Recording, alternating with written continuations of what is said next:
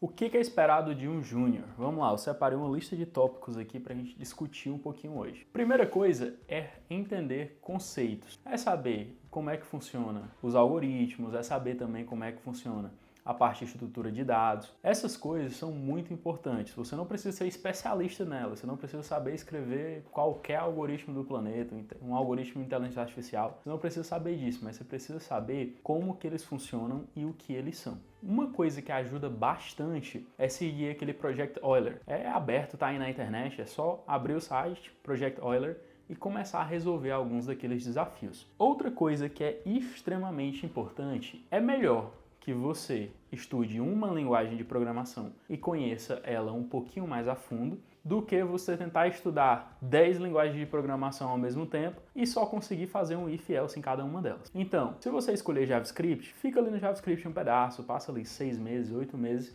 estudando JavaScript. Se você escolher o Java, a mesma coisa, 6 meses, 8 meses estudando Java, até você ter uma base sólida no JavaScript, no Java, no Python, na linguagem que você escolher. Ah, mas não é melhor eu ficar tentando aprender o Java ao mesmo tempo do JavaScript, ao mesmo tempo do Python? Não teria problema você fazer isso se você já tivesse uma base sólida em pelo menos uma.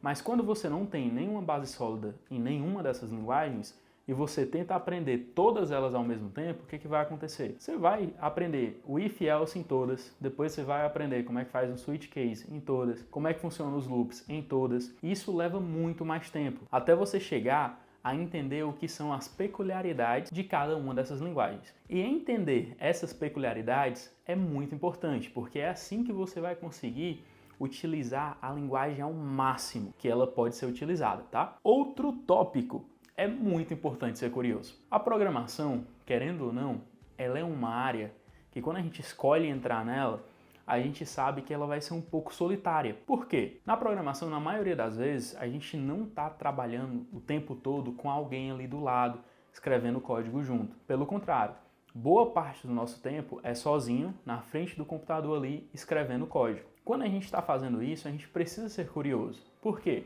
Existem muitas barreiras. Às vezes a gente encontra um bug ali no meio do caminho e a gente fica, pô, e agora como é que eu resolvo esse bug? Para isso, você tem que ter a curiosidade e a perspicácia de pegar aquele erro ali e começar a pesquisar sobre ele até entender por que ele acontece e conseguir resolvê-lo, tá? Hoje em dia tem ferramentas que facilitam demais. Tem o ChatGPT, tem aquele Copilot do GitHub, tem muitas ferramentas. Se você quiser ser um pouquinho mais hardcore, pode voltar ali para o Stack Overflow e tentar resolver só pelo Stack Overflow, tá? Se quiser ser mais hardcore ainda, pode utilizar somente os manuais da linguagem de programação. Eu tô brincando, não faz sentido fazer isso nos dias de hoje. Usa o ChatGPT, mas tenta entender como que aquele erro, como que aquele bug foi consertado, ao invés de só pegar o que o ChatGPT te deu, copiar e colar.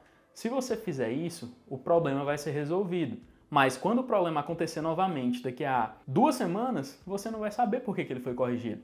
Você vai ter um problema bem parecido e você vai ter que ir lá no ChatGPT de novo. Ah, mas o ChatGPT está disponível para mim. Tá, mas você precisa entender como é que as coisas funcionam ali na base, como é que é os fundamentos, para que você consiga fazer coisas maiores. No futuro, quem sabe, fazer até um ChatGPT.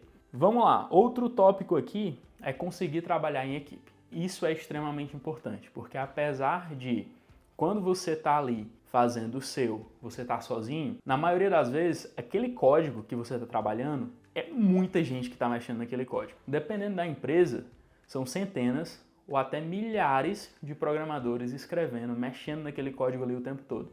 Então vai ter alguns momentos que você vai fazer uma alteração no código e você vai fazer um pull request, que é quando você envia aquele código para ser analisado, que as pessoas vão olhar para o código e vão falar, eita, peraí, esse código aqui, se ele ficar desse jeito, ele vai causar um problema em tal parte do aplicativo. E você vai ter que explicar por que você tomou aquela decisão. Então você precisa ser bom na comunicação. Tá? Você vai precisar participar de reuniões várias vezes ao dia. Dependendo, quando você for subindo de cargo, essas reuniões vão ficar cada vez mais frequentes, porque você vai começar a tomar mais decisões, vai tomar decisão de arquitetura, você vai precisar explicar os seus pontos.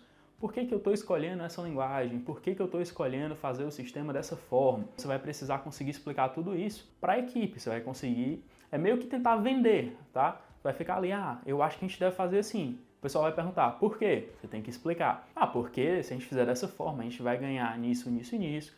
Então tem todo o trade-off, vai acontecer esses problemas que a gente já está esperando. Então essa parte da comunicação ela é extremamente importante.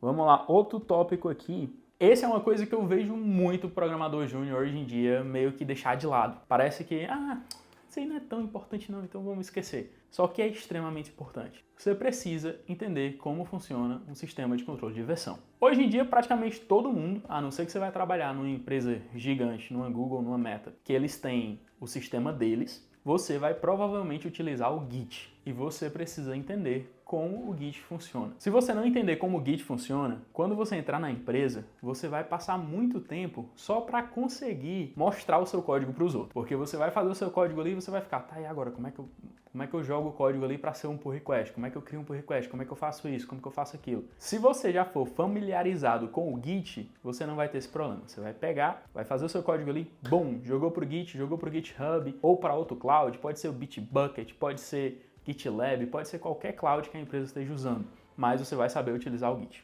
tá? Isso é muito importante. Não deixem o Git de lado. Aprendam como utilizar o Git. Aprendam como revisar um pull request. Outra coisa muito importante é ser comprometido com o projeto e querer entregar o melhor código possível. Essa parte de querer entregar o melhor código possível, o que acontece? Eu vejo muito júnior querendo ser rápido, querendo fazer as coisas em 15 minutos. É possível fazer as coisas em 15 minutos, dependendo do que seja. Só que, quando você faz alguma coisa em 15 minutos, você não está aprendendo nada. Você só está utilizando o conhecimento que você já tem. Quando você é júnior, tem uma parte ali daquele tempo do seu trabalho que deve ser dedicado somente a estudar, somente a aprender, a tentar fazer as coisas de uma forma diferente, é tentar utilizar um algoritmo diferente, tentar utilizar uma estrutura de dados diferente, é tentar fazer as coisas de uma forma que você não conhece ainda, para que você aprenda. Então, não tente fazer as coisas extremamente rápido, tente fazer as coisas com a melhor qualidade. Quando você chegar no nível de pleno e no nível de sênior, aí sim, aí vai ter uma pressão maior para que você entregue as coisas mais rápido, que seja mais acelerado,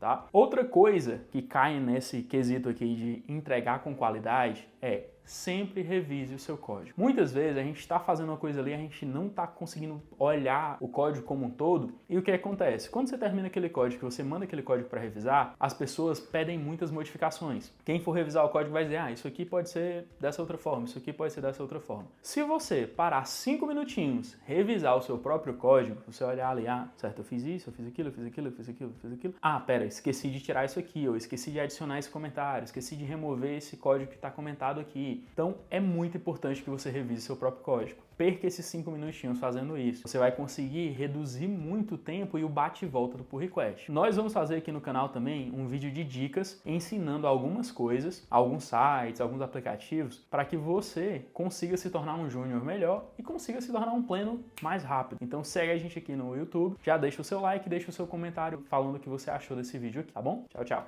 E tem essa música passando aqui enchendo o saco o tempo todo.